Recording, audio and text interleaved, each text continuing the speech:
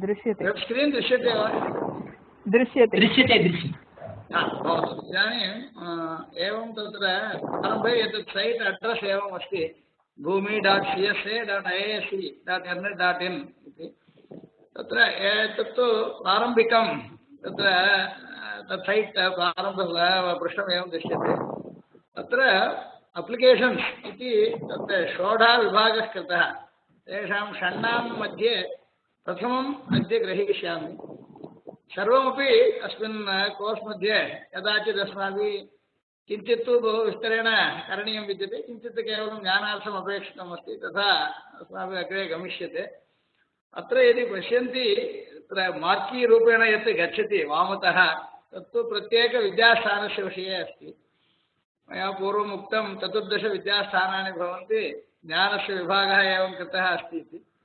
तद्विषये एव अद्य यदि किञ्चित् प्रत्यक्षेण गृह्यते अनुमानेन गृह्यते तद्विषये अस्माभिः अधिकं न वक्तव्यं। यत्तु शब्दप्रमाणरूपेण केनचित् आप्तेन उक्तं तत्तु अस्माकं ज्ञानसाधनत्वेन तदुपरि कार्यकरणार्थं प्रेरणत्वेन यत् स्वीक्रियते तत्तु शब्दप्रमाणम् इत्युच्यते। आप्तवाक्यं शब्दः इति नैयायिकानां सूत्रं विद्यते, न्यायसूत्रं विद्यते। एवं अद्य रेकार्डिङ्ग् प्रचलति वा? केनचित् रेकार्डिङ्ग् क्रियते। अतः अत्र शब्दप्रमाणविषये गतकक्ष्यायां केनचित् पृष्टं सप्तधा प्रमाणानां विभागः कृतोऽस्ति, तद्विषये वक्तव्यम् इति। तदपि मया प्रस्तुतं। मीमांसकैः सप्तप्रमाणानि अभ्युपगम्यन्ते।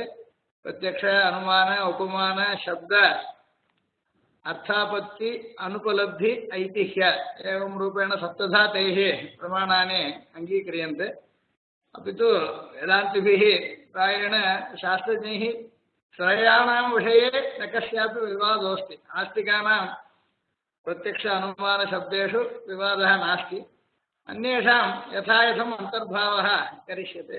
ऐतिह्यादीनां शब्दे अन्तर्भावः भवितुमर्हति। अर्थापत्तेः अनुमाने एव अन्तर्भावः, उपमानस्यापि अनुमाने अन्तर्भावः। एवम् अनुपलब्धेः अङ्गीकारः भावरूपेणैव क्रियते। अभावस्य अनुपलब्धिः इत्यपि नाम अस्ति। अपि तु यन्न लभ्यते तत्तु तद्विषये यदि ज्ञातव्यं किञ्चित् लब्धानां विषयाणाम् उपयोगेनैव तत् करिष्यते। एवं कृत्वा तत्र प्रमाणविभागः गतकक्ष्यायां किञ्चित् विवृतम्। अत्र एतदर्थम् एतदपेक्षितं। ज्ञानविचारसमये कथं ज्ञानं लभ्यते अस्माकं, ज्ञानस्य स्रोतांसि कानि इति एतत् ज्ञातव्यम्। महोदय, गतकक्ष्यायां संस्कृते एव कक्षा प्रचलति वा? आङ्ग्लभाषायाम् उक्तमासीत्। आङ्ग्लभाषायाम् उक्तमासीत् आसीत् वा? यदि प्रायः अहं न जानामि, अस्माकं छात्राः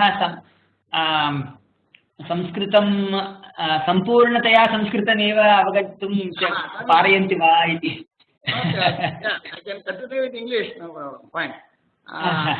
मध्ये मध्ये संस्कृतस्य उपयोगः भवतु, चिन्ता नास्ति। So last time we talked about the source of knowledge or the instrument of knowledge, whichever word we should use. I am not sure because Sanskrit has got clarity on that. Karanam as a karakam, Karanam, Pramanam, Jnana Karanam kind of thing. Whereas in English, maybe we can use it as an instrument of knowledge or it can be the source of knowledge, etc. From which we get knowledge. So whatever we name it as, that is called Pramana. I talked about a triad. Okay, the person knowing, the object being known, and the knowledge coming out of this interaction. Jnata, Jnanam, Nyayam. Pramata, Pramanam, Prameyam. Like that. So, in that we talked about the sources of knowledge. One of them is verbal testimony. That is one of the translation given by some of the people who translate the epistemological texts in Sanskrit. It only means that by word of mouth we believe certain things, and then of course they are found helpful and effective. So among them we have Shabda as the category. It's generally called as Shabda. It can be somebody trying to guide you. You are going on a street and then you want to know an address, and so you ask somebody there, he tells you, and you believe him and go, you get that, even that is a Shabda Pramana. letters written by people, let us say, posted and all that. That is stated as a Shabda Pramana. This person has this in mind, he writes this to me, he means this kind of. So, there are a number of ways in which Shabda Pramana is used in daily life. But we are going to take the highest of that kind of Shabda Pramana, which is the Vedas themselves. This is seen by somebody, then told by him to someone, and there is an unbroken chain of such listeners. And up to us, it has come to us through a continuous process of oral transmission mainly. And of course, it may be written in the last maybe 1,000 years. There have been palm leaves, there are ways of writing, even Ramayana, Mahabharata, etc. They also come under Shabda Pramana. So, Shabda is something which generally is divided into these 14 Vidyasthanas. They are in the form of texts which are either seen, which have no author, which are seen, or which are authored by Maharshis kind of people who have some experience. It could be you and me also, there is no problem. So, Shabda covers any living being having an experience and wanting to share it, express it for the others to get the knowledge of what he means. So, the first set of these applications that we see here is the ancient Indian scientific knowledge base. So, this knowledge, of course, maybe it's not the right word, I have said earlier also. Vidyas are split into 14 types, I said, and those 14 Vidyas, in the, this is the kind of browsing I'll try to show how these texts are there today, kind of what we will base our discussion on. That is the, so if you see here on the left, you put it as ancient Indian knowledge. So this is the Arshaya Jnana, or the Vidya Kosha. We could call it as a repository of various kinds of knowledge or the theories that we have been handed over by our tradition. So in that, the first division is what contains these Vidyasthanas. There are other ways of dividing, and the rest of them are some small examples of some more types. Okay. One way of dividing this knowledge also is as darshanas. And there could be darshanas. Darshanas meaning philosophy or a system which will explain the worldly happenings. And of course, somebody, if he wants to achieve some goal, then how he could pursue. That is divided on dharma, artha, kama, moksha. Any one of these goals, if somebody wants to pursue, how would somebody go? And there are different people who have given their own views. Okay, so darshana is one way of dividing the knowledge base. We will come to that later, but first is the Vidyasthanas itself. This is the word I have used in the first day's lecture, plus I have also sent the presentation to you people. So that has again, the last one of course is not part, the Prakirna is something which is miscellaneous outside of this 14. The Vedas, Vedangas and Upangas are part of texts which deal with the Vidyas of the ancient Indian system, which are valid even today. We say they are ancient only because they have no beginning. Otherwise, yes, this has been valid also, they are universal. Now, the Vedas are of course divided into 4. At this level, it will be divided into Rig Veda, Yajurveda, Samveda, Atharvana Veda. And within each Veda, today I am of course going to talk about the further subdivision of each Veda. What does a Veda mean? How does Vedic text look like? What does it deal with? So there is one chart I have given in that presentation for the 14 Vidyasthanas. In English also you find one there where we have said the purpose of each of those Vidyasthanas or how today we can visualize them to be beneficial. So that can be used as a reference. Maybe, I don't know, I'll just open it up. This will be there. This is Bodhgata, this is what I had shared. So in this we have the knowledge base. This is the discussion for which we are now showing the actual texts which are now created as a repository in this website that I am trying to show. Because these are the ones that we covered that day. This is the Sanskrit definition of those 14 Vidyasthanas. There is an English description. This maybe this is on display. Slide number. This is slide number 14. 14 of those 27 slides. So, for example, here we have the serial number, Vidyasthana, category. What is the form of the content in that? What aspect does it deal with? And what are some details to roughly know. So if you see in this now, the Rig Veda Yajurveda, Samveda, Atharvaveda. The category I have put them as Veda. And the form, of course, is different for those four Vedas. Mantra is the form. That is what I have mentioned there. Rigveda is in the form of mantras, and it deals with the process aspect. Process meaning all Vedas are generally related to what is called yajna. Of course, we very briefly saw that day about yajna. We will anyway have them dealt with in much detail. Particularly, Yajurveda is fully about the ritualistic application, the sacrificial application or the yajna application. All Vedas, Vedahi yajnartham abhipravruttaha. This is the statement in the Vedanga Chandas Shastra. It begins with saying Vedas are meant for explaining yajnas, meant for asking people to take any activity as a yajna, involve themselves, do it with dedication and commitment, and of course do it for universal benefit. So yajna in general is an activity which is a serious one for benefiting self, others, society, universe in general. And this should have certain basis, why, how, what. And that is what is provided by the Vedas. So if you see in this, there is one of the aspects which is reciting mantras. The Vedic texts are in number of forms, and one of them is called Rik. Rik is a type of, for example, various mantras. If we listen to, you say you go for Udaka Shanti mantras are there, Sandhyavanda mantras are there, Prokshana mantras are there, Vivaha mantras are there, Shraddha mantras are there.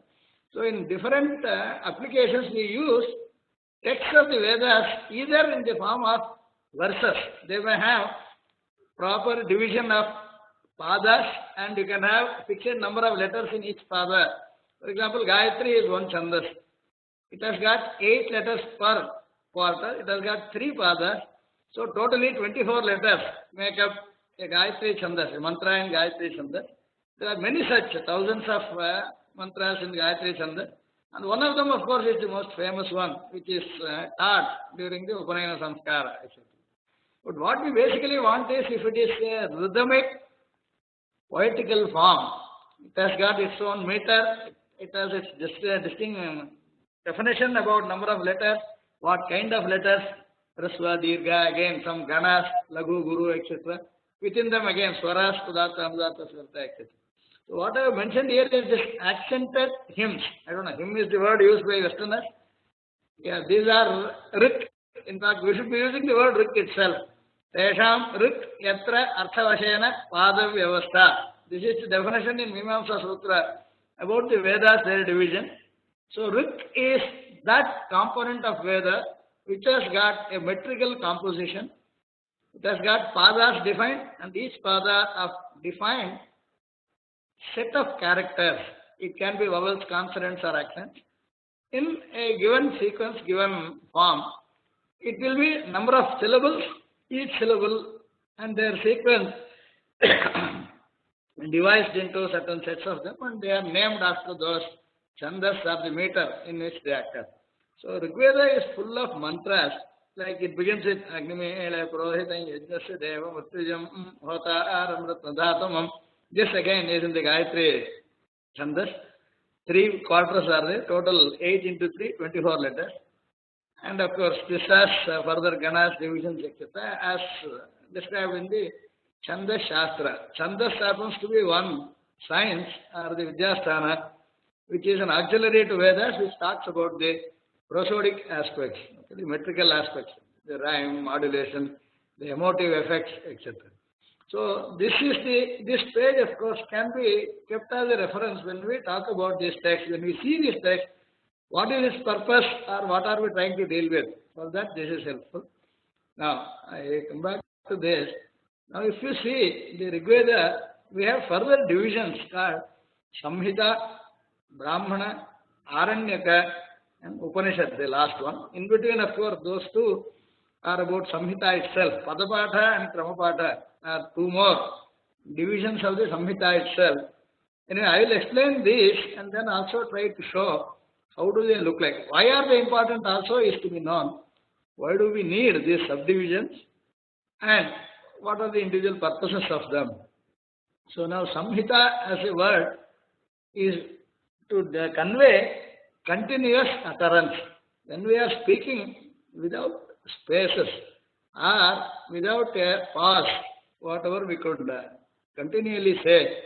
But Panini also uses the word samhita for sandhi, that is combining two words, etc. He does not use the word sandhi, he uses the word samhita. Parasannikarasha samhita is his definition. Avyavadhanena ucharanam is the explanation given. Without any gap, if we continuously speak up, like Agnimela Purohitam Yajasade Murtujam, up to that it is supposed to be said in one breath. Okay. So such a thing, that is continuous utterance, is called samhita. Samyak hitam.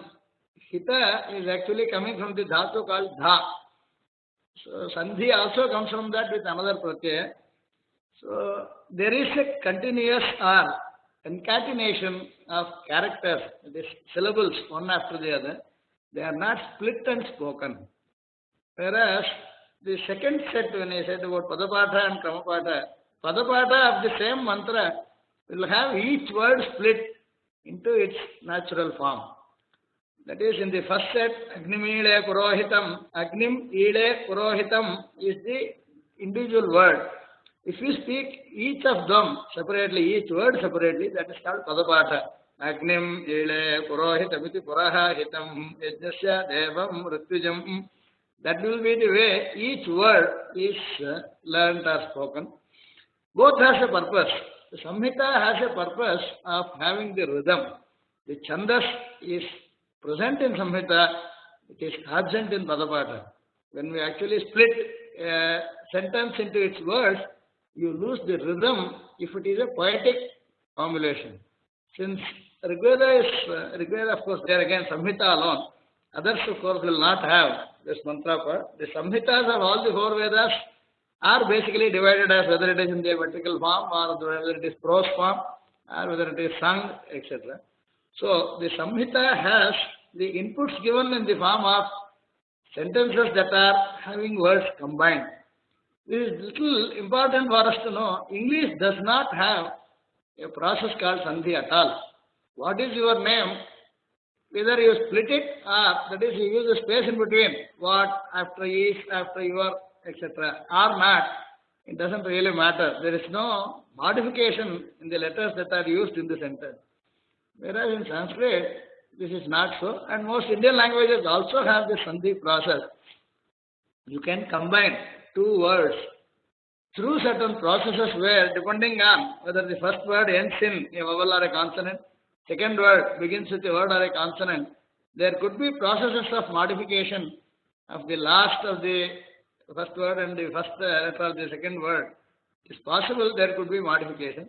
The modifications are of three types: Adesha, Agama and Lopa. This is what Panini's grammar is all about.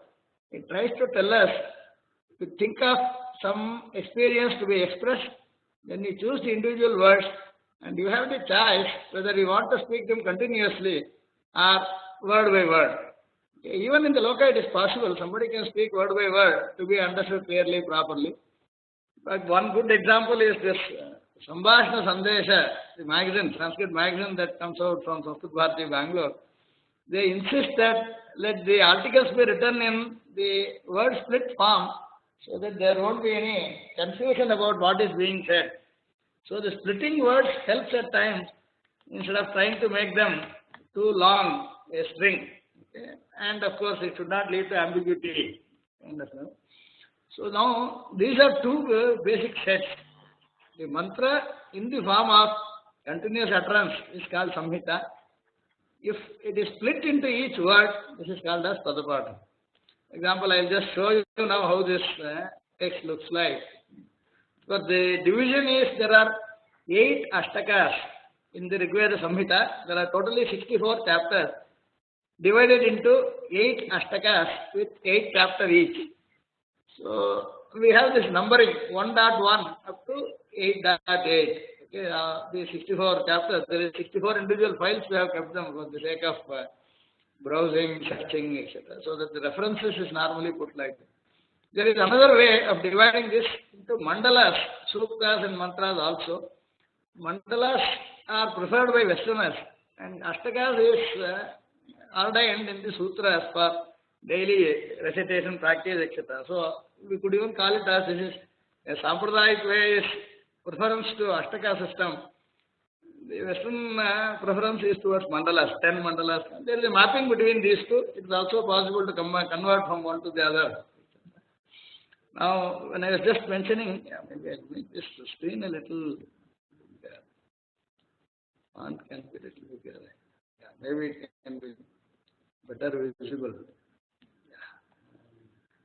If you just see the mantras look like this. Of course, we have put the spaces in between just to say there is no combination happening. Whether you put them together or separate them, there won't be any change. Still, there will be change in the accents, but about the words, normally in Sanskrit, classical Sanskrit, this will help. If there is a space, then of course there is no combination between the previous and the next word. From that point of view, this is put in. Actually speaking, without these spaces up to this danda, this vertical line that you see is called Purna Virama or full stop. The equivalent of full stop in Devanagari is this. So up to that, Agnimila, Purohitam, Yajnasade, Uttujam, up to that is said to be one sentence. The next is another sentence. Hota, Ramratnadatmam is another sentence. As opposed to this is the Samhita form. If you see the Padapata, this will have each word split in. Yeah. Here if you see the dandas are there after every word. Agnim, Ile, Uraha, Hitam. Of course you see there is F, that is wrong. It should have been in the form of avagraha. There is a mistake in this file. The next line onwards, this is mine. If you see Rishi Bihi here. Normally if a word is a compound word, then it is split into its constituents.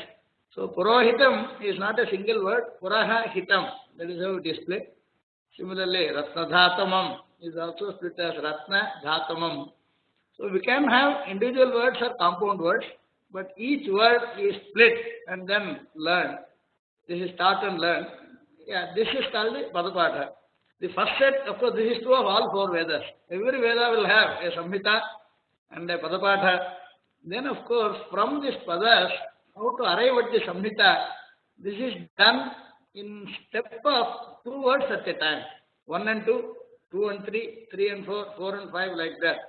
At a time, 2 words are taken and combined. That is called Kramapatha. Okay. So we have, Vedas have a specific structure and this is not found anywhere else. And this has its own important purpose. This is what I will just try to mention. Here, if you see, 2 words are taken at a time. Agnimile, Ile, Purohitam, Purohitam, Yajnasya, Purohitamiti, Puraha, Hitam. This is one extra feature. Whenever there is a compound word, the compound word dissolution is also uttered. Then, Yajnasya, Devam, Devam, Ritwijam. And once the sentence ends, we will have Ritwijamit, Ritwijam.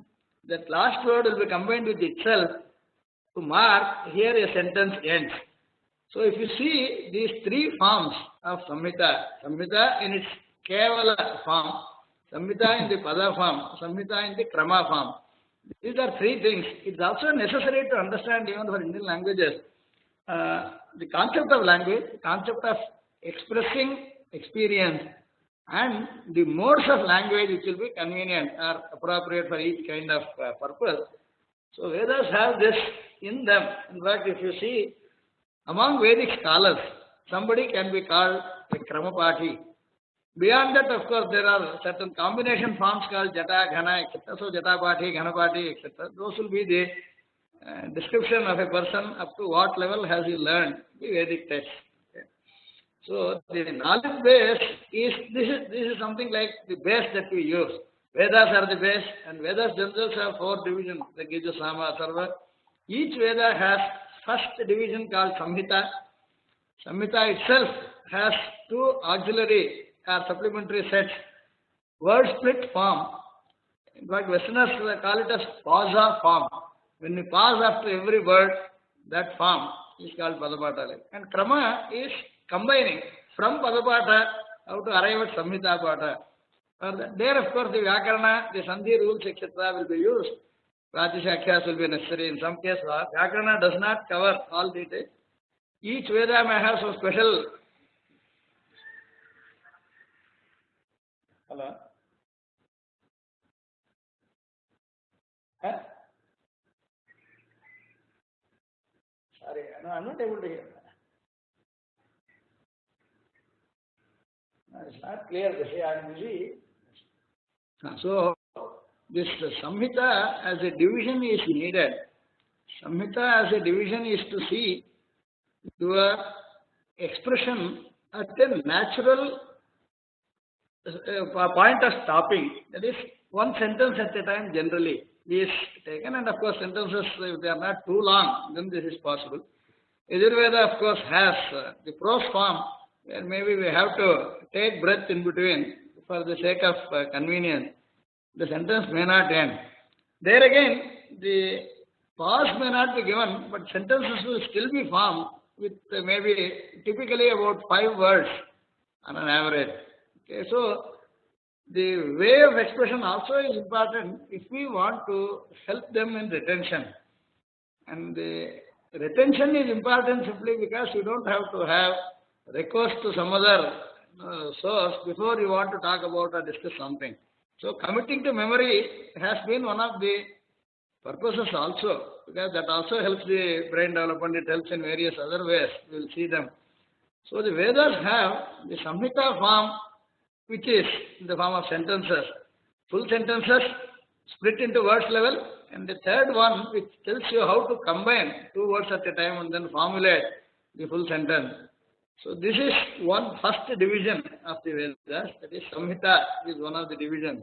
All Vedas will have 4 basic divisions. That is something I am wanting to cover today. Samhita is the first division. The second, of course, is called Brahmana. Third is Aranyaka. The fourth is Upanishad. Okay, so Samhita has accents in all the 4 Vedas, all Shakas, whereas the others in many Shakas do not have accents. Brahmana, Aranyaka, Upanishad. Some Vedas do have. So, what is found definitely in all cases is the Samhitas are always Saswara. They have the Udatta, Anudatta, Suvrita distinction. Whereas Brahmana, for example, Rigveda Brahmana does not have accent. It is just continuously spoken out without the specified modulation. It may have modulation by practice, but it does not have a specification or it does not have a rule base. Aranyaka also is similar, Upanishad is similar. So many such, for example, we have the Brihadaranyaka Upanishad. Brihadaranyaka Upanishad belongs to Shukla Yajurveda. It's a long Upanishad, one of the biggest Upanishads. It is just in the form of continuous prose. Okay, and it is not marked with accents in some shakas. And of course, 1 or 2 shakas of Shukla Yajurveda do have a truncated set of accents, only Udatta or Anudatta. This kind of divisions exist. So we need to be clear why these accents are missing, are mandatorily present, or are optional, etc. They can help in understanding the importance, understanding the disambiguation process. So we will be anyway trying to deal with this when we want to fully understand the Shabda Pramana, and I will be doing that as much as possible. So now second division is called Brahmana. This, of course, in the case of, again, this has got different number of adhyayas. In this case, it has got 5 chapters together called as a Panchaka, and totally 8 Panchakas are there in the Rigveda Brahmana. So totally 40 chapters. So we have 1.1 to 1.5. Similarly, we have up to 8.5. 40 chapters. Okay. So this, of course, this division can vary. Each Veda will have its own. And the current Brahmana that we have of Veda is called Aitareya Brahmanam.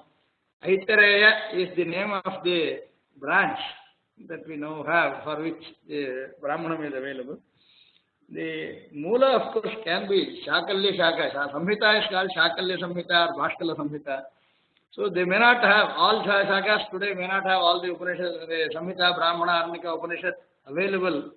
So whatever we now have, we have just put together. These are the ones that are currently used in tradition also.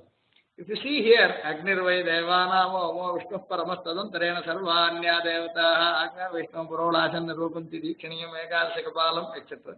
This is just a continuous prose, and you do not see actions here. Okay? And this is not possible to be uttered in one breath.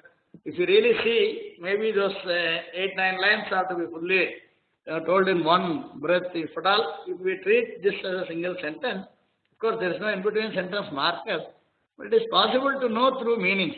Agnirvai Devana Vavamaha will form one sentence. Vishnu Paramaha will be the second, but that will also have, it has some ellipsis and it will take. Why Devanam will be taken from the previous sentence. Agnihi Avamaha, Vishnuha Paramaha. So that kind of thing have to be completed. So this is where we have the Vedangas helping us. Vedangas are meant for understanding or getting the meanings of the mantra. Whereas the Vedas, even if they are not understood, they are effective by recitation itself. So somebody can learn Vedas, the recitation, and may not know the meaning. Still it is fine. He is said to be a Vedapati, or let us say Kramapati, Ganapati, etc. It does not naturally mean that they would know the meanings of what they are reciting. Whereas if someone has to know, then of course he has to be a Sangadhyayi. With the Angas, whether somebody has studied, is the question. Shiksha, Vyakana, Chandas, Nirukta, etc. You will also require to know Nyaya, Mimamsa, etc. to understand the meaning. Okay? So the purposes of understanding this division is how knowledge was organized and what purposes and how each one has been structured. Okay? This is the one that we are trying to cover now. This is also there in all Vedas. Yajurveda has its own Brahmana, Samveda has its Brahmana, Atharvaveda has its Brahmana. And Brahmana by definition, actually this Vedic division and the definitions are given in the Mimamsa Sutras written by Jaimini. And so Jaimini's definition of Brahmana is Karma Chodana Brahmana Vakyani. This is a sutra.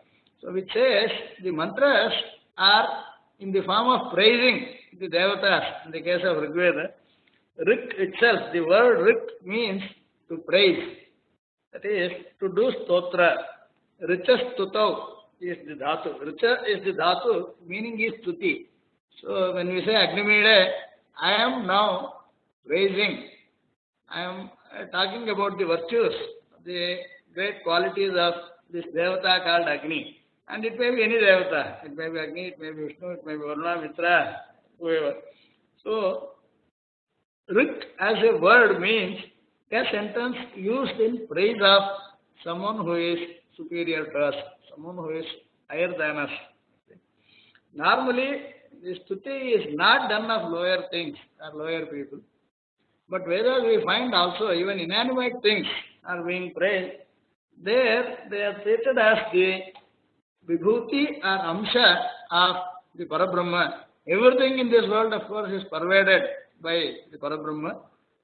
So someone can see anything as the inherent principle of Parabrahma in any object. Then, of course, we could also extol the virtues of those individual items.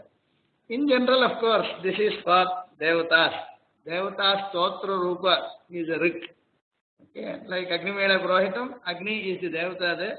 Agni is being praised for his qualities, and then of course we pray to him to benefit us with various kinds of maybe good knowledge, longevity, various other points of interest, objects of interest.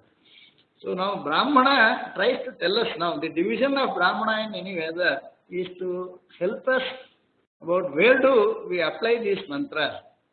Karma Chodana Brahmana Vakyani. In some Vaidika karma we have to use these mantras. So the purpose or the application of mantras are described. So because this is a description, this happens to be in the prose form. Brahmanas happen to be in the prose form. And maybe we do not have actions for this reason. The meaning here is more about an action. It is oriented towards doing something. And mantras, of course, do have the meanings related to understanding what the devata, how is it, what is its powers, and then what we can invoke to get what benefit, etc. That part will be absent in the Brahmanas.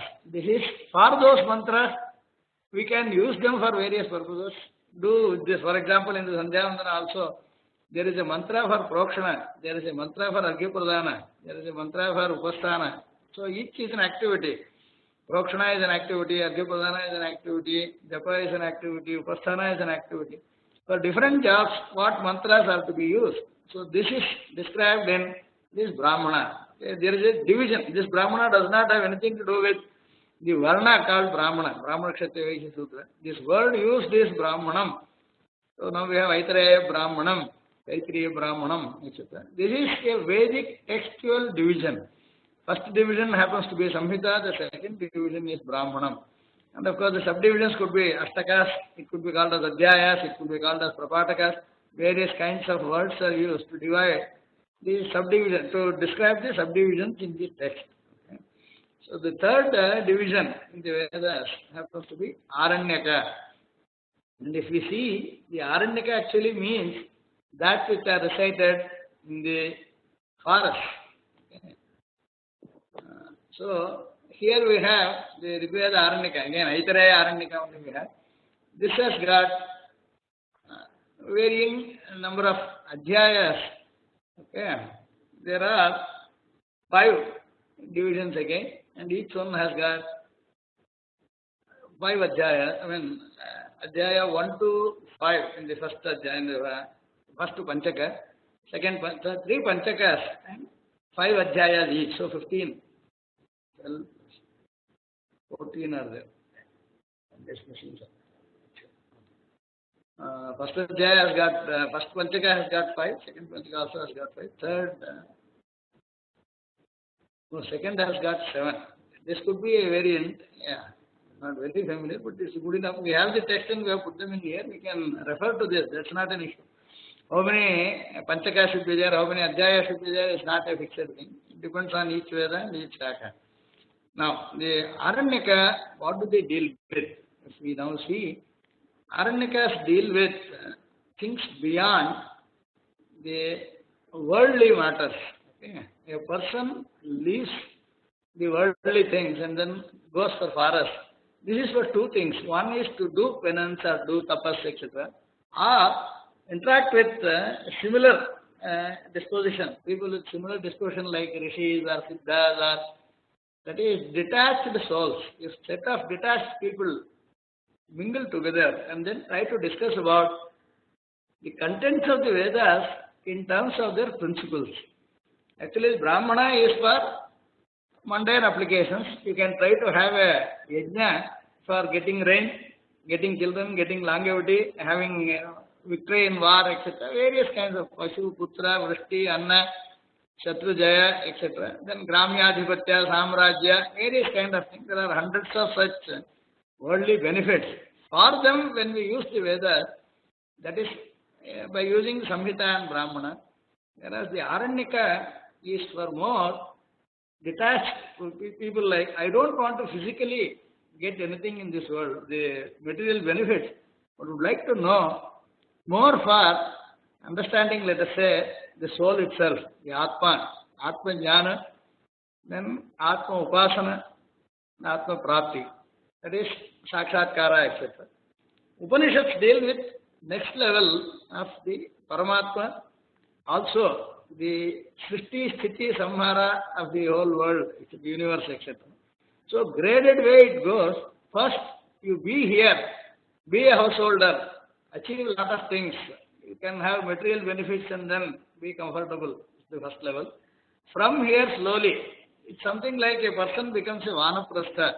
Let us say after the age of 60 or so, a person finishes all his responsibilities, familial responsibilities, would like to have time for himself, time for something that is more serious and more detached from the external world. Then we call the stage as the Vanaprastha stage. So for the Vanaprastha stage, what is the purpose or the goal? What is worthwhile? Is mentioned in the Aranyakas. Someone does not so much worry about food, shelter, etc. He more worries about the source behind all this, or the person benefiting from this. So there are 2 things. The person is myself, so I understand more about myself. Second, where do I come from? Am I dependent on somebody? Am I independent, etc.? Is there any other higher force than me? Kind of that. So the Aranyakas deal with there is a two kind of division among goals. The four goals, dharma is one thing, that is getting good name, fame, etc. Artha is of course money, finances, wealth, etc. Kama, of course, is sensual pleasure. And the fourth is moksha or liberation. The first three are put together and called as Trivarga. Dharma, Artha, Kama together are called a group of three. That is what it means, Trivarga. So the Samhita Brahmanas are more oriented towards the Trivarga Purusharthas, whereas the last one is called Apavarga. Only one in that group, Moksha, is called Apavarga. This Apavarga requires two stages. One, preparing yourself to be detached, then of course renouncing things. So now the Aranyaka and Upanishad deal with the Apavarga aspect more. They also provide the theoretical background for the Trivarga. How does somebody get these benefits when he does a yajna, or if a devata is pleased, then the principle behind is taught in this. So Aranyakas generally, and in some Vedas, the Aranyaka itself can be having the Upanishad also. It can subsume the Upanishad portion. Like in the case of Taittiriya Aranyaka itself has got Taittiriya Upanishad within it. Aranyaka and Upanishad can be combined text-wise, that is the chapter-wise. The heading may be still called Aranyaka. Within that you can have a chapter which is the Upanishad. That is possible. They can be separate also. So, but the gradual progression happens from knowing self and knowing about the cause of the universe. This is the kind of division. So the third set, and as you see here also there is no action in this case. Most Aranyakas Upanishads do not have. Whereas Taittiriya of course has, in all the four divisions we have complete set of actions. And that also we will try to understand why the advantages and all. The third division Aranyaka, again this is also there in all Vedas. The fourth division of course is the Upanishad. And Upanishads, there is one specific information. There could be multiple Upanishads for each Veda. Because each Shakha will have an Upanishad. We do not have many Shakhas of Vedas today, but we have some of the Upanishads surviving. In fact, there are 10 major Upanishads we say. There are only 4 Vedas if you see. And Krishna Yajurveda, Shukla Yajurveda division can be also understood. Then there will be 5. So 5 into 2. On an average, at least there are 2 Upanishads per Veda. That's what it means. That means many Shakhas are now lost. We do not have the Samhitas, Brahmanas, Aranyakas, many of them. But only Upanishads have survived. That is what it means. That may be because of more of philosophical activity supported by various great acharyas, the preceptors. They have tried to at least say, if we cannot remember, learn the whole of Vedas, at least take the essence of this Upanishads kind of. So if you see in this Upanishad and Rigveda, there are 2 Upanishads that are mentioned. One is of course the Aitareya Upanishad. That's what I was mentioning. There are 6 khandas. This does not even have a full-fledged chapter. One chapter with divisions called khanda. Of course, this begins with, if you see, Atmava idam eka evagra asi. Upanishads deal with the Jivatmas or Paramatma, and of course the Srishti, Sthiti, Samhara, etc. The universal causes. And this also does not have actions as we see in this. There is another Upanishad related to Rigveda that is available. That is called Kaushitaki Upanishad. This is the second of the Rigvedic Upanishads that we now have, which has survived now. This, if you see, it begins with an episode, the story of a king. Chitro Havega, Jayani, Yakshimanaha, Arnimamre. There are such kind of somebody does a yajna, calls another person, there is a discussion. Now, if you generally see, what we have so far tried to tell is about Vedas having 4-fold division in all the 4 Vedas each. Samhita, Brahmana, Aranyaka and Upanishad. Samhita is accepted in all Vedas. Samhita will have a word split form called Padapata and word combining form or instruction called the Kramapata. This much is basically required in all Vedas for getting their full meanings understood well, with the help of Vedangas, of course. So the Jata, Ghana, etc. do not get into the basic division. They are add-on. And they have their own purposes. They add some more intricate knowledge about Sandhis and things like that. But this much is present in all, and this is also there in the Vedic learning even today in the various Pathshalas.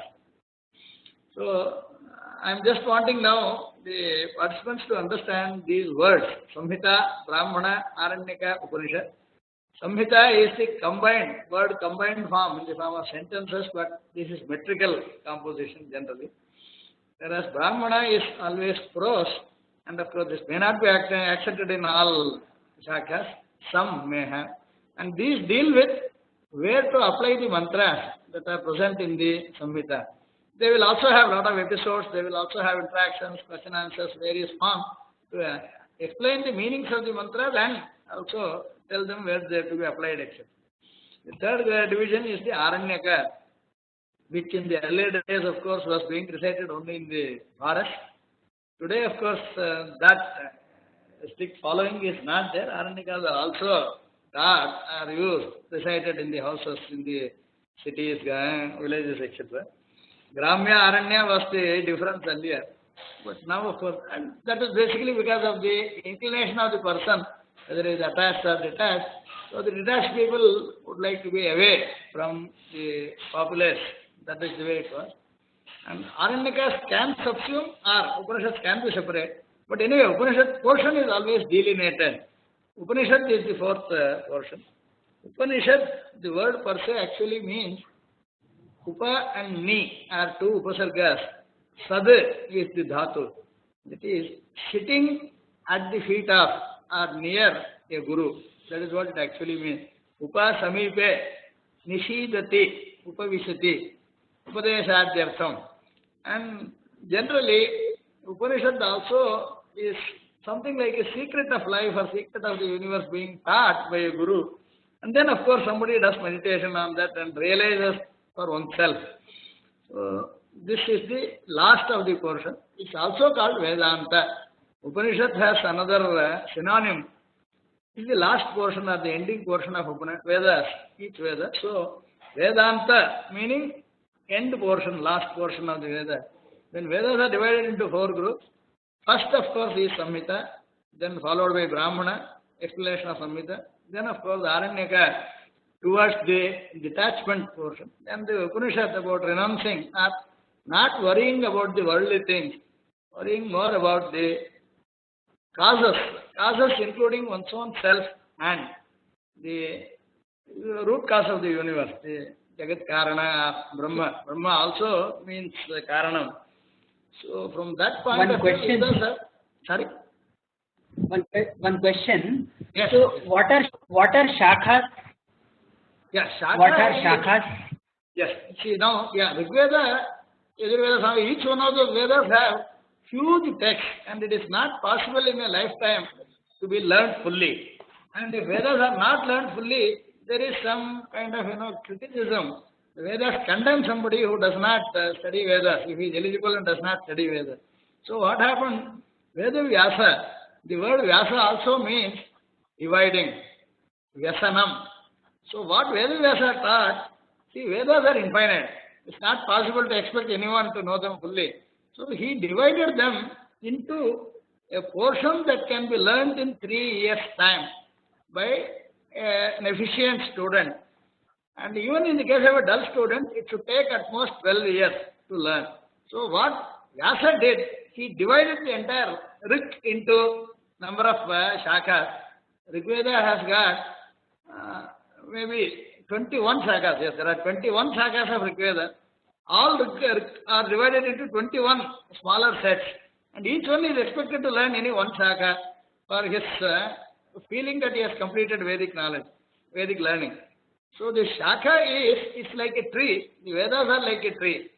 And you cannot now fully fathom the content of all the Vedas. So he divided, Yajurveda is divided into 101 shaka, Samaveda into 1000 shaka, and Atharvaveda into 9 shakas. That is how Veda Vyasa divided a portion having Samhita, Brahmana, Aranyaka, Upanishad, which can be learned by a good student, a very capable student within 3 years' time, and even a dull student at most in 12 years' time. So that is how the Gurukula Vasa was fixed as 12 years of time. At the age of 8, somebody will have Upanayana, go to a Guru for learning Vedas, and he will complete his Gurukula Vasa by the age of 20. After that, he will become a householder, he will do something for his livelihood, etc. So Vyasa tried to make this more practical. Then he brought in this concept called Shaka. So there are different shakas of each Veda. And of course, he taught them to each rishi, so based on each rishi. For example, now, Rigveda now has the divisions called Shakalya Shakha or Bhashkala Shakha as far as Samhita. Of course, Aitareya Aranyaka Upanishad, Aitareya Brahmanam, as I said. Aitareya is one Shakha. Similarly, Shankhayana is a Shakha. Kaushitaki is a Shakha. So, based on the students who propagated, we have the names given to the branches. A branch of a Veda is a manageable portion for learning in a normal person's life, given at most 12 years. 12 years for 4 Vedas, that is what he said. So 3 years per person. Based on that, he tried to take out portions. So it is something like the entire tree cannot be accessed. So you go for one small branch from the main shoot of each Veda is one major shoot from each stem, let us say. From there are individual smaller branches. So Vyasa made this more practically learnable and usable. From that point of view, we have the division called Shakhas. And Shakhas are of course varying number. Some Veda had the maximum number of Shakhas in the earlier days. Now we don't have, at most 3 are available today. Kautsuma Shakha, Jaivini Shakha and Pranayani Shakha. Only 3 are presently in use. And even there, the number of practitioners are very small. Not even 100 in each of them.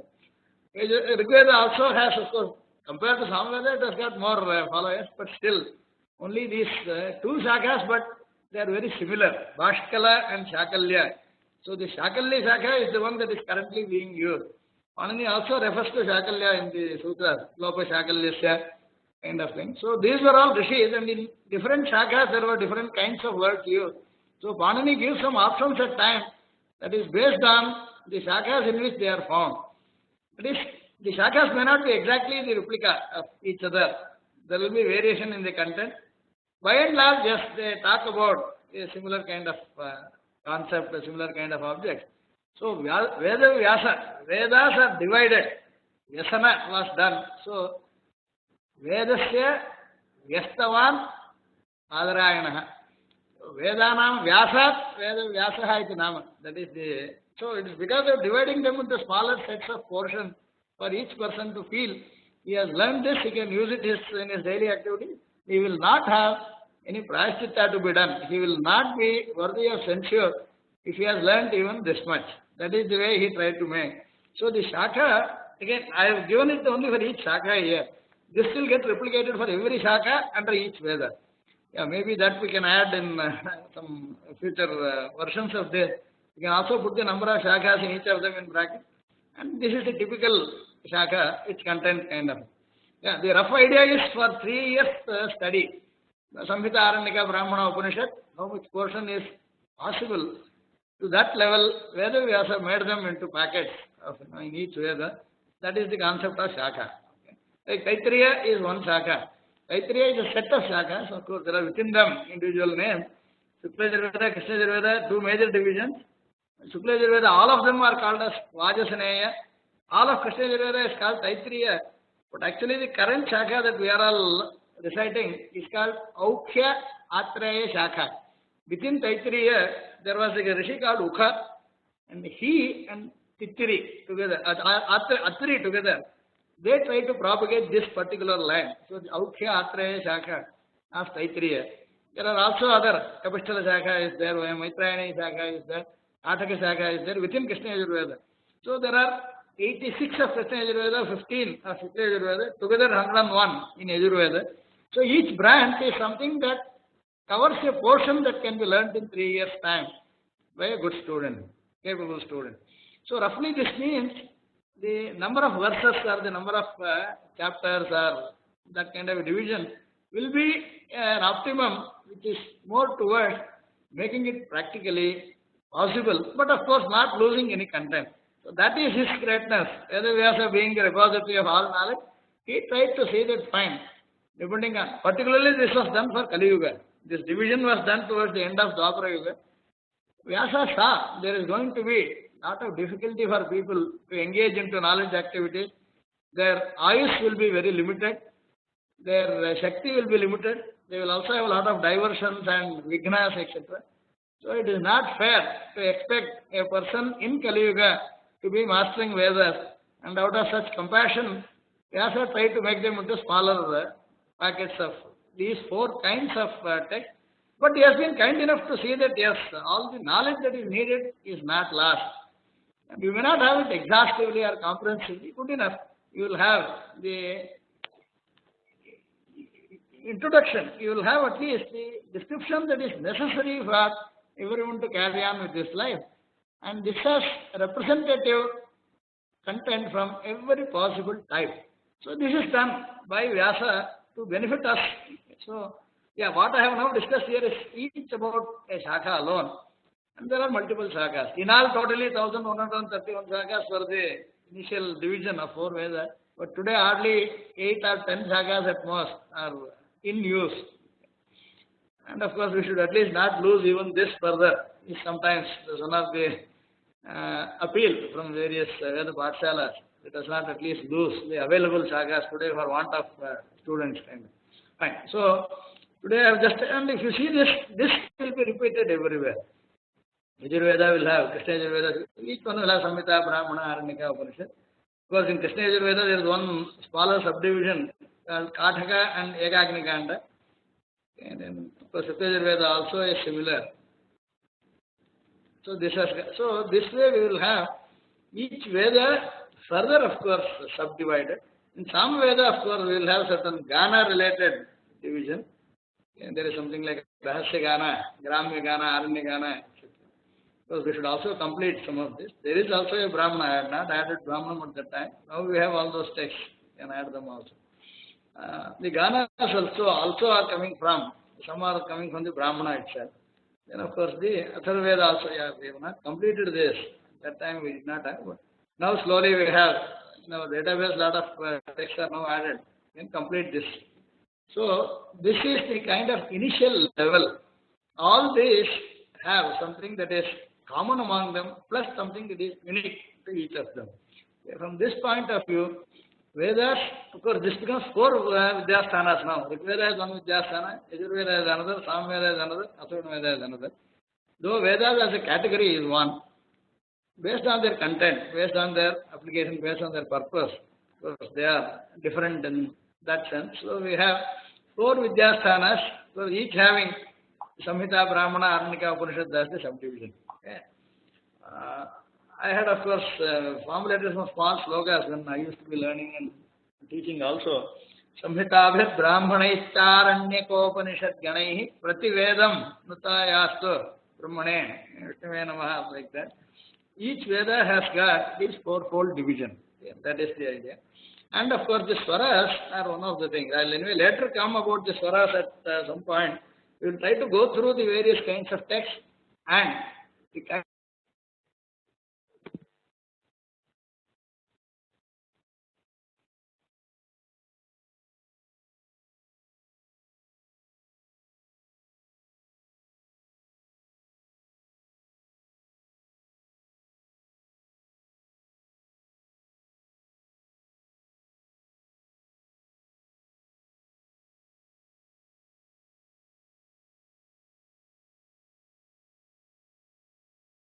Is there some problem with the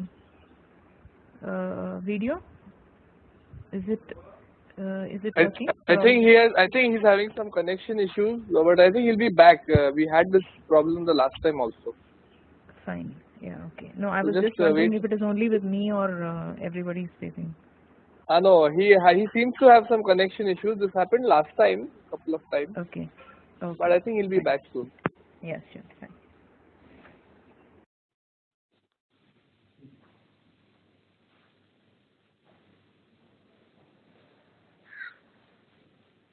Yeah, you say.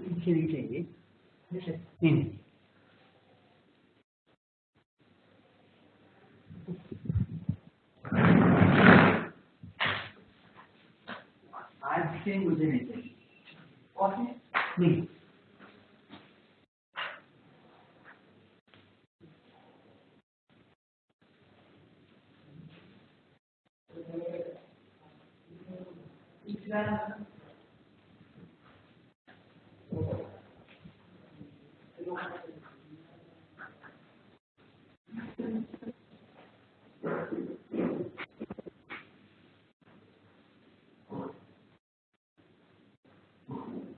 Hari ओम् महोदय, भवतां connection नास्ति, न दृश्यते।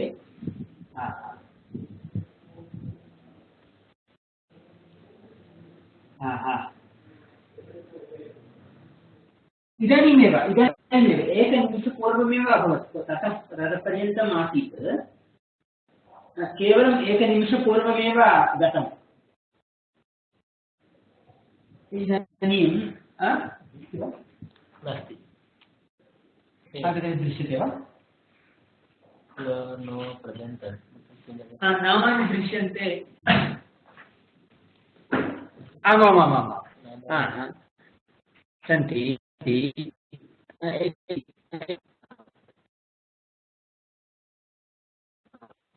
भवतां न दृश्यते अत्र।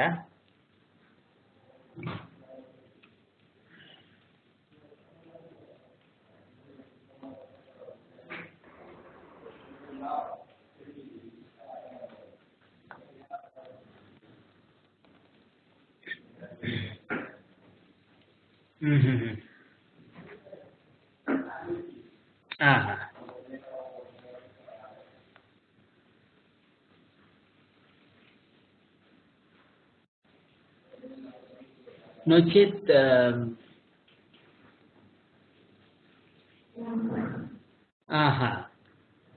परन्तु अस्माभिः न दृश्यते। ओ, इदानीम् आगतवन्तः भवन्तः। हरि ओम्।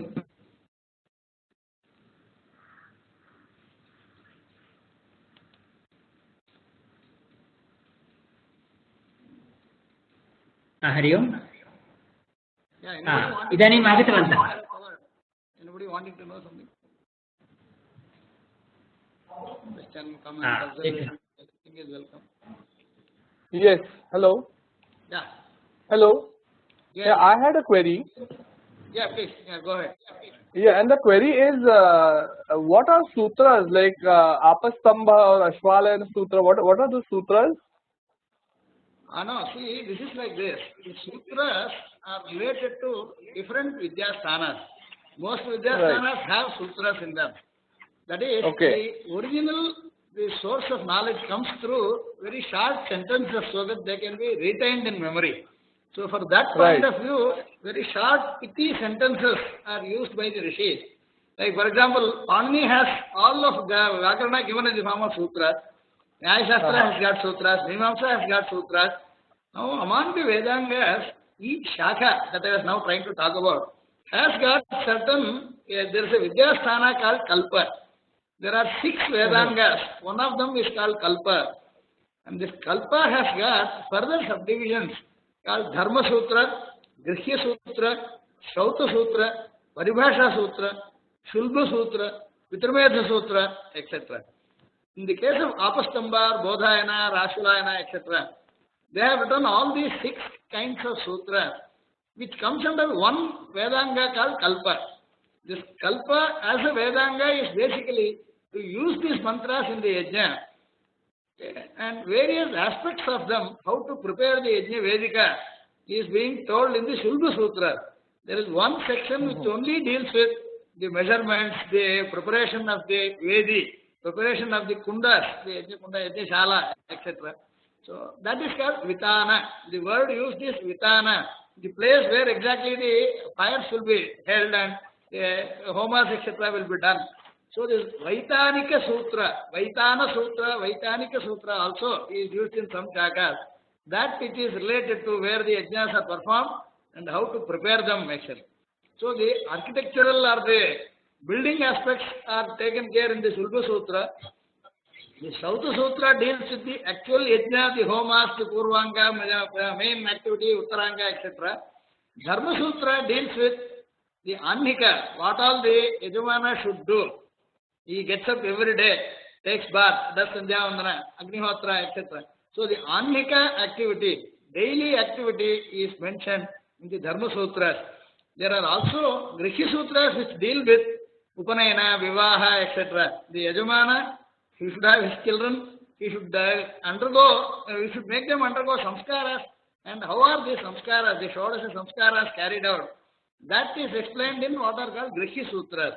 This is Grihe Bhavam Grihyam. So Grihya Sutra is more about the Upanayana Vivahati samskaras. It includes the Shodasha samskara, Jatakarma, Namakarna, Annaprasna, Chaula, Upanayana, etc. These are all explained by the Rishis. Apastamba has given this, Bodhayana has given this. Like. There are also, when a person passes away, only that portion, the Antyeshti is separated out as another sutra called Pitarmedha Sutra. It will only deal with what is done in the cemetery or the burial ground. Okay, in the Smashana, whatever is done, that is separated out. So we have Paribhasha about the technical terms being used in all these sutras. Apastamba has 6 kinds of sutras. Paribhasha Sutra first, Yajnam Vyakhyāsyāmaha, that is how he begins in the Paribhasha. Related to Yajna, whatever is required, we are going to define them here. Then of course, Grihya Sutra, which is about the Upanayana Vivahadi Samskara. Then the Sauta Sutra about the Yajnas. Sulba Sutra about the measurements, preparation of the Yaga Vedika, etc. And there is the Pitarmedha Sutra about the Antyeshti separately. So these kind of subdivisions do exist. But they come under one Vidyasthana called Kalpa. But the Sutrakara, if you see, there are more than 100 rishis who have written Sutra in all Shastras. Okay, Mimamsa itself, now Jaimini has written Mimamsa Sutra. It is common to all Vedas. Panini's Vyakarana Sutras are common to the entire language, both Laukika and Vaidika. Nyaya Sutras, Vaisheshika Sutras, even Sankhya's Yoga Sutra we have, Sankhya Sutra we have. So Sutra is generally a form, a mode of codifying this knowledge and then of course passing it on generation to generation. Sutras, depending on who belongs to which Veda and which Shakha, he will choose the particular Sutra. In fact, in the Abhivadana, one is expected to say his Pravara, that is, he belongs to this lineage. After that, the Sutra, the Shakha, the Veda, this is to be mentioned also.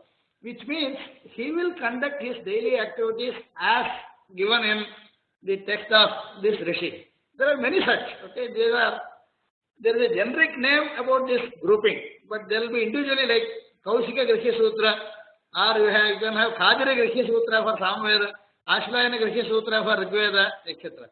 So there will be Grihya Sutra in every Veda, there will be Sauta Sutra, there will be Pitamera Sutra, but who wrote depends on which branch we are following, right? So that way we have totally, currently even about 100 Rishi Sutras are available.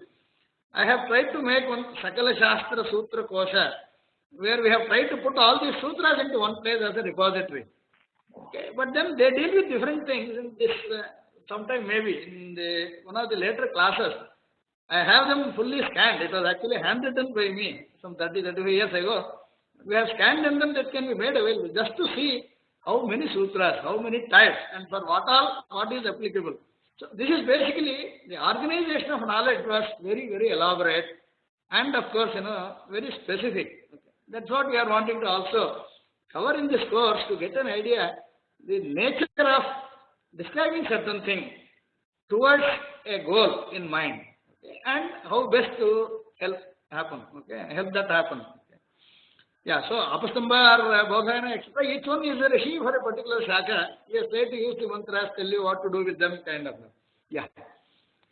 So when I say that I belong to the Ashvalayana Sutra of Rigveda, what does it mean? See, Rigveda has got 21 branches. One of the branches was propagated by Rishi called Ashvalayana, and you belong to that branch of Rigveda. And Ashvalayana has written Grihya Sutra, Sauta Sutra, Pitamera Sutra, etc. Ashvalayana Sutras are available. Dharma Sutra, they are all available. We also have in our knowledge base.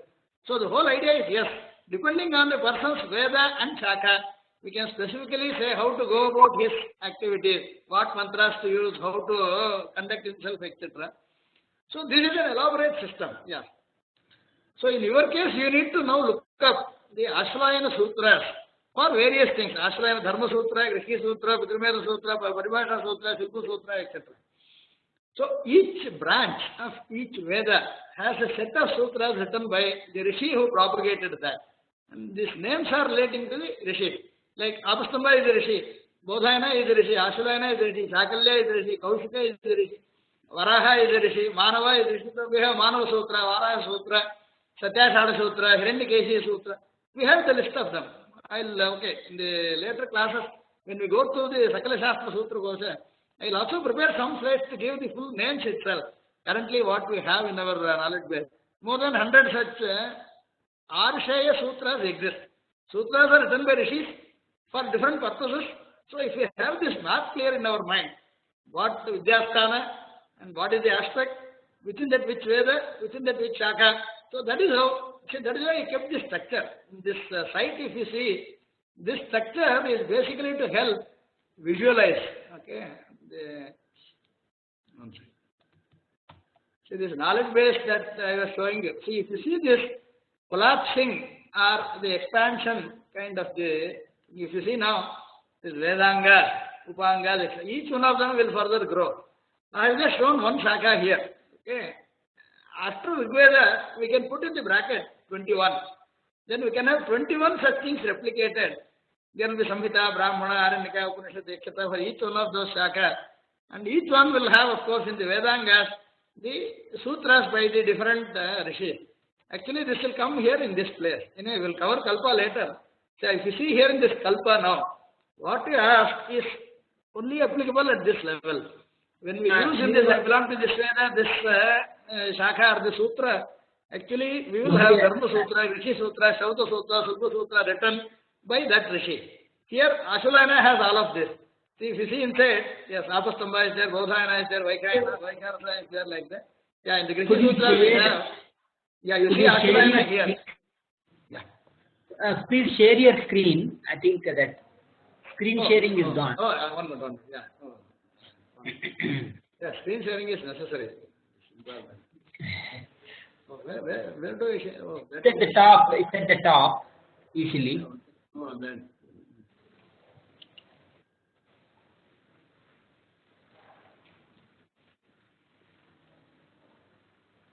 No, I'm not seeing the control panel on that. You can see 3 dots on the right top. 3 dots, one after the other. Settings. 1 second. I'm not seeing those 3 dots. Right top. It is in the right side top. Edge. Yeah, these 3. No, but that is about the browser. That is the browser's setting. No, I think I think you click on that. You have an option called share screen. Sharing. I'm still not very comfortable. Once again, I will show you this. This is there. This is passwords. This is, there are 3 more. You can actually. Yeah, if you can just click on those 3 vertical dots just above the phone symbol. Are you seeing vertical dot in the screen? No, that depends on the browser. Okay. That depends on the browser. So one possibility is it must be hidden at the top. If you just make somewhere, yeah, 1 second. Take the cursor to the top. Yeah. This is my video. Okay. No, sharing screen is here. Oh. Yeah. Yes. Yeah, this is select content to share. Is it shared? Yeah. We can see your. We are able to. Yes. Is the screen visible now?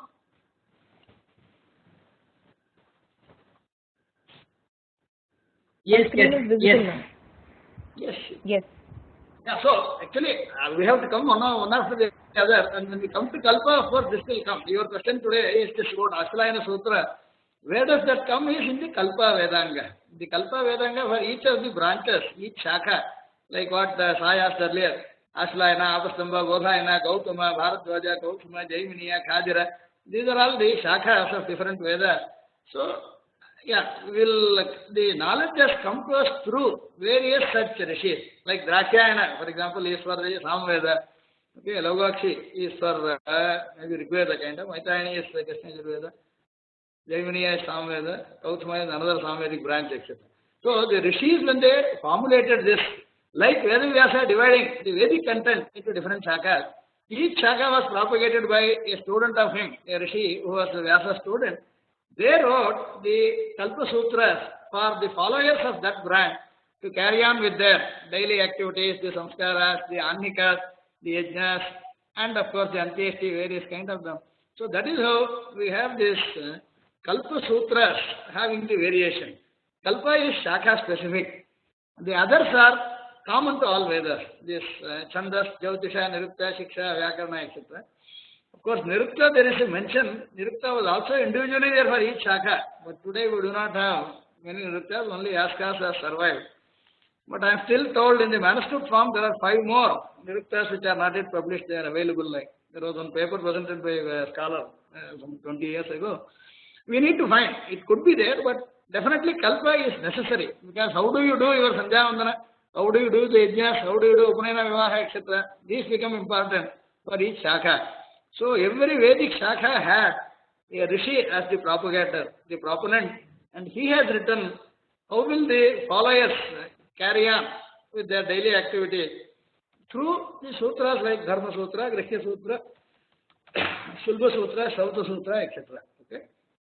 I think that is the answer to his question. So that brings me, it brings me to another question. If these were so thoroughly and meticulously arranged and organized, how is it that so many of them were lost in the course of time? Yeah, that is one. Of course, is the onslaught on our culture in general by the external forces. Second, of course, is that it's the most disturbing thing. But the most important reason is internal reason itself. It is people losing the faith or interest gradually. That is, a scholar does not maybe become successful in making his children take up the same line of studying or knowledge.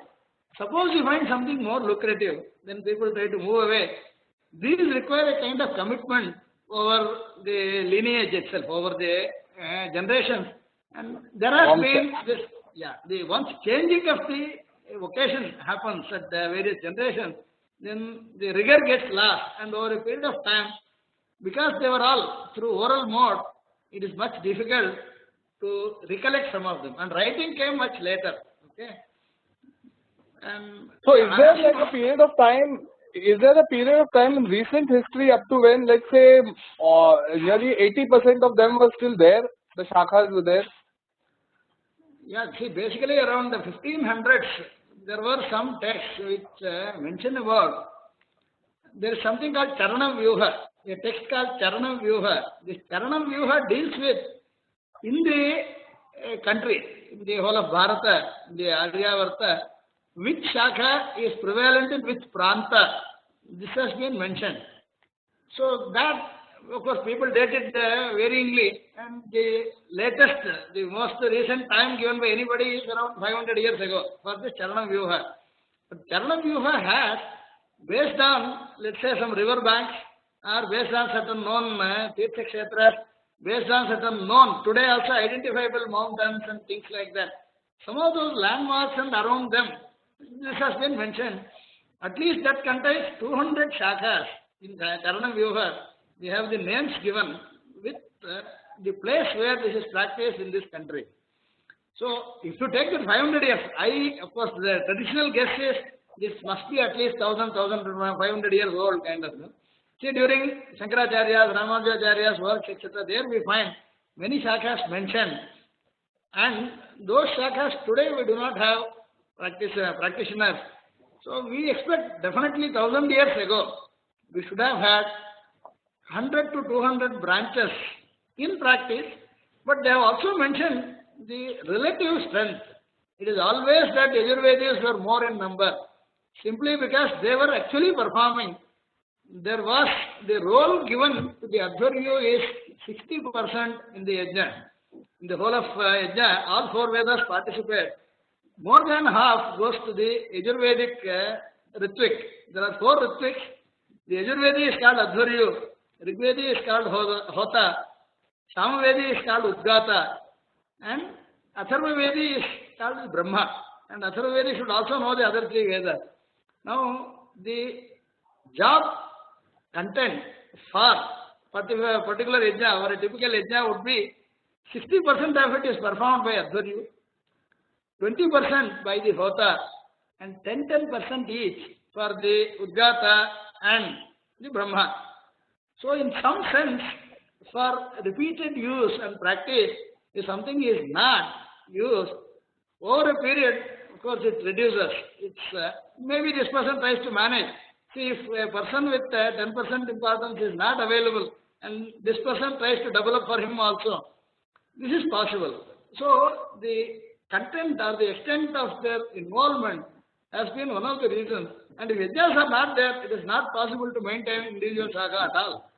And first of the thing that happened was the Shauta Prakriya just went out of use. Because it is difficult to maintain the Agnis. You have to maintain the Treta Agni.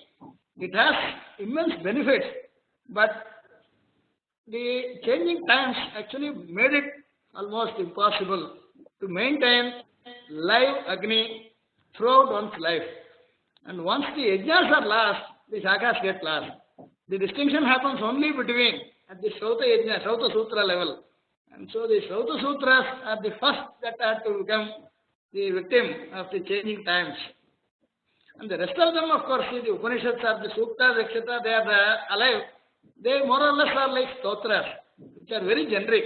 Whereas the specifics are the unique ones, slowly went out of use. And if the unique thing is lost, it is difficult to reconstruct. That is the whole problem.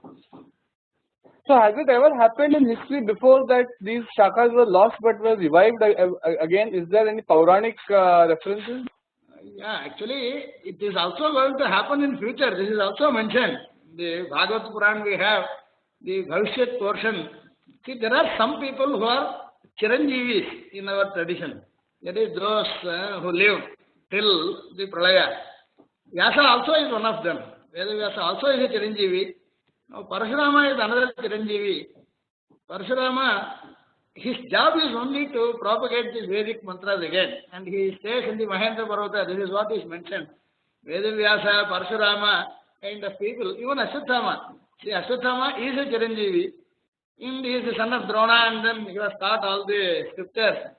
So we have such people who are designated, and even Vishwamitra, Vasishtha kind of rishis, they all have longevity enough to see that there are going to be such upaplava, this kind of calamities will happen, but there will be again a revival.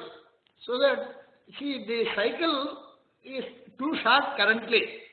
Whereas, see, as per the Vishnu Puran, Kali Yuga is 4,32,000 years. We only have finished 5,000 years of that. So this is going to go in number of cycles, and there will go to a revival. And that is generally headed by Parashurama, Vyasa, Vasishtha, Vishwamitra kind of sages.